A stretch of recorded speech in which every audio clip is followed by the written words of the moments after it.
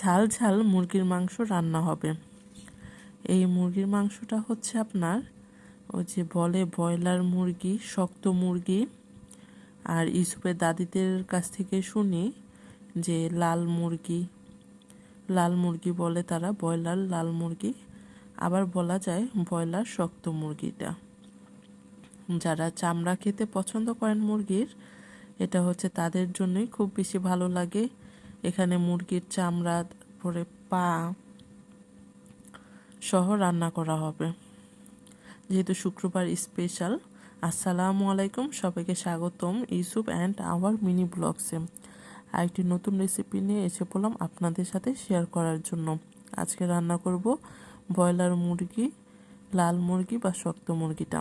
এই তো দেখেন, আমি সুন্দর করে কড়াইয়ে তেল দিয়ে দিলাম, আর সেখানে আমি গরম মশলা দিয়ে দিচ্ছি,